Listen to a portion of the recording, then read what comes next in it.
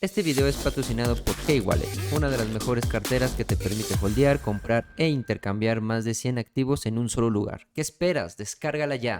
Después de que Donald Trump también haya hablado hace unos cuantos días de un plan de paz en el que Donald Trump afirmó que él ya no estaba dispuesto a financiar la guerra en Ucrania en caso de llegar al poder y que lo que él haría sería negociar con Vladimir Putin la paz en Ucrania.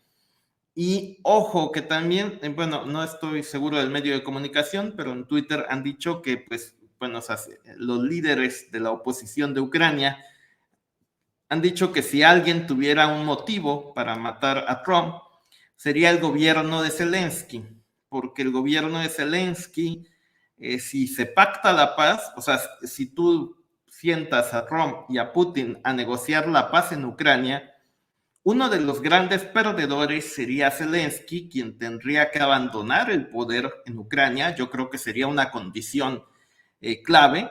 Tendría que haber un cambio de gobierno en Ucrania.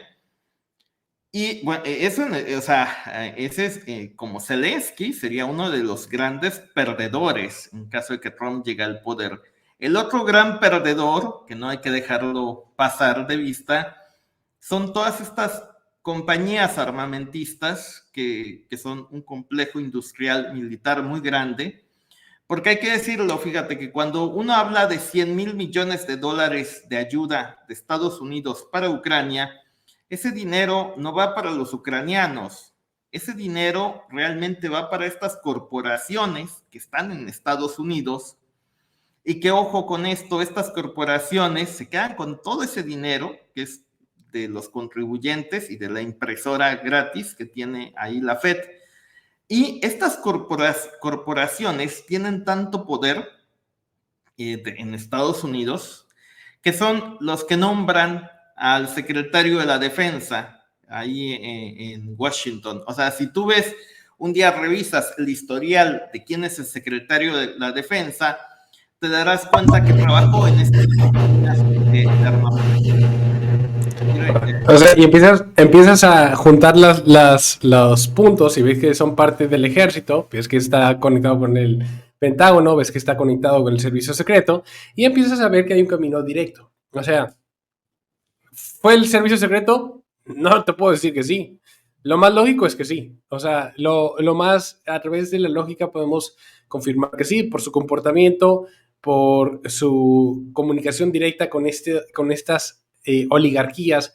Y es que a ellos les fue muy mal que les fue durante la administración de Donald Trump, porque Donald Trump no inició ninguna guerra. Donald Trump no quiso y lo presionaron y sí se fue y se echó a un general ahí iraní. Creo que fue de las pocas cosas que hizo y fue de lo poco que hizo. O sea, pero realmente Estados Unidos no tuvo tanto presencia militar. Y para estas armamentistas, pues ellos no venden pan caliente, ellos venden armas y ellos quieren vender armas. Y para que vender armas tienes que haber destrucción y todo, bueno, todo lo que conlleva, no lo voy a decir porque van a censurar el video. Entonces, es un negocio, o sea, es que tienes que empezarlo a ver así, si lo empiezas a ver así, tiene sentido porque 3 días después de que se intentan echar a Donald Trump y fallan, Zelensky adivina qué, o sea, cuando tú ves a Zelensky previo a este atentado, cada vez que Donald Trump le decía, ¿sabes qué? En cuanto yo llegue, mijo, tienes 24 horas, pero empieza a hacer la paz, porque yo te voy a dejar de dar finanzas. Entonces, si tú quieres, pues adelante. A ver cómo te financias el conflicto, pero yo ya no te voy a respaldar.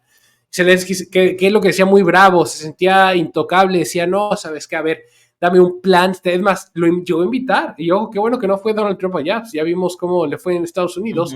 Ahora imagínate que hubiera visitado Ucrania.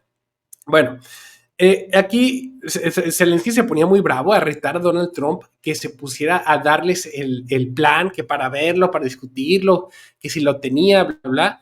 Y en la cumbre pasada de la paz, Zelensky estaba muy en contra de invitar a Rusia para discutir la paz. No invitaron a Rusia, ¿no? No lo invitaron, no, invitaron a todos, prácticamente hasta México. Está Alicia Bárcenas, estuvo por allá, Ajá. Tú por allá, que no tenemos nada que hacer allá, un error desde mi punto de vista de la parte de las relaciones exteriores mexicanas. ¿Qué fregados tenemos que estar haciendo ya? Más que porque los Estados Unidos nos mandaron a hacer una muestra de apoyo. No. Bueno, pero aquí lo curioso es que no invitaron a Rusia. Y ahora, 3 días después, mágicamente, que después de que falla este atentado, ya Zelensky se cambió su corazoncito y ya decía, oye, ¿sabes qué? Creo que sí es buena idea que Rusia, en serio lo que está diciendo, estoy diciendo, creo que es buena idea que Rusia esté presente para la segunda cumbre de la paz. Pues sí, es que ya no vas a tener opción, o sea, ya se les fue esta. Y además tiene mucho sentido que Donald Trump haya elegido a David Vance ahora como vicepresidente, porque hay muchos que lo ven así. Oye, este fue el primer intento, pero eso no significa que sea el último intento. Y aunque Donald Trump no tiene buena amistad, no tiene buena relación con David Vance lo que sí tiene es una ideología extremadamente similar a Donald Trump. Entonces, estás viendo que el plan de Donald Trump, yo creo que va un poco más para allá, es, si me echan a mí, pues está un cuate que está igualito que yo, entonces te vas a tener que echar otro cuate. Incluso más radical, más radical. Es más, exactamente. Y ojo, que porque también aquí lo interesante, bueno, si quieres ahorita hablamos de lo que hubiera pasado, el escenario del que estuviéramos hablando, posiblemente si hubiera pasado, no estaríamos hablando o sea, el atentado si hubiera tenido éxito, este video hubiera sido completamente distinto, pero por eso rápidamente Trump aseguró la candidatura de este vicepresidente para ya dejar también un seguro, por así decirlo, seguro de que va la estrategia y ya no vayan a de repente a poner a una Nikki Haley, ya va directamente, ya está diciendo quién va a ser y también si llegan a poner a este señor, a este David Vance, posiblemente, si llegan, vamos a poner escenarios hipotéticos, si se echan a Donald Trump y él se vuelve el candidato, va a agarrar como vicepresidente a Donald Trump Jr., entonces te va a tener que echar a toda la familia en medio de una guerra civil, pues ya va a estar muy difícil. Ajá. Que de hecho, fíjate que, o sea, el hecho de haber nominado a este Vance te habla de que Donald Trump es consciente de que se lo quieren echar. O sea, Donald Trump sabe que hay estos grupos poderosos dentro de Estados Unidos, o sea, los que dirigen el mundo, que se lo quieren echar a él. Donald Trump es muy consciente de ello y sabe que así como hubo este atentado que fue debido a varias fallas difíciles de entender por parte del servicio secreto, sabe que se lo pueden echar tanto estando en el poder o todavía aunque no llegue a la Casa Blanca. Por este motivo, Trump ha escogido a Vance como su candidato a vicepresidente. ¿Cuáles son las posturas que tiene Vance o cuál es su historia o qué es lo que lo hace atractivo como candidato? Bueno, Vance tiene, primero, él lo que ha dicho en varias entrevistas es que a él no le importa lo que pase con Ucrania. O sea, él lo ha dicho textualmente, ¿sabes qué? Nosotros no tenemos por qué financiar una guerra en Ucrania y de hecho debemos de abandonar Ucrania y lo que le pase a los ucranianos es responsabilidad de los propios ucranianos, no de Estados Unidos. Eso ha dicho Vance respecto a Ucrania. O sea, que si él fuera presidente, lo primero que haría sería desmovilizar, sacar todos los recursos que tiene ahí Estados Unidos en Ucrania y apagar ese conflicto. Y él sí tendría la misma postura que Trump en el sentido de ir contra lo que afecta a Estados Unidos. Iría, por ejemplo, el tema de México, el tema del narcotráfico, lo pondría sobre la mesa, el tema de la migración, el tema de China, que de hecho de hacer una guerra comercial en toda la extensión de la palabra contra China y olvidarte de Ucrania.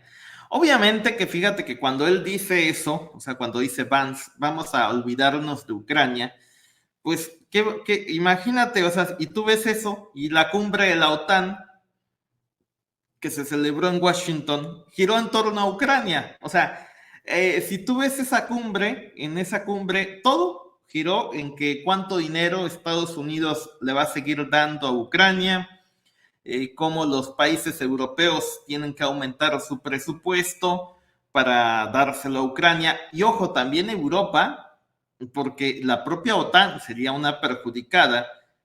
Bueno. Muchas gracias, Perla Godínez. Saludos a Perla. Porque la propia Europa sería también perjudicada y la propia OTAN, porque Vance es de que, bueno, a ver, los europeos que paguen por su seguridad, Taiwán que pague por su seguridad. O sea, tienen este tipo de ideas que los que más van a perjudicar cuando lleguen al poder es al complejo militar industrial. También hay que decirlo, como tú lo acabas de comentar, BlackRock ahí está metido en Ucrania, también JP Morgan y varios bancos, también las grandes petroleras de Texas están metidas en Ucrania porque se quieren repartir el gas y el petróleo de Ucrania. Entonces, no es que, fíjate cuántos intereses afectas si te sales de Ucrania, o sea, afectas a las petroleras, afectas a los bancos, a los banqueros, a BlackRock, JP Morgan, y afectas al complejo militar industrial, o sea, todos estos sectores, todas estas corporaciones son o se verían seriamente perjudicadas en caso de que Estados Unidos abandonara la idea de un conflicto bélico en Ucrania, la idea de sostener este esfuerzo bélico que ha sido, fíjate, financiado por el gobierno de Biden a costa de los contribuyentes de Estados Unidos.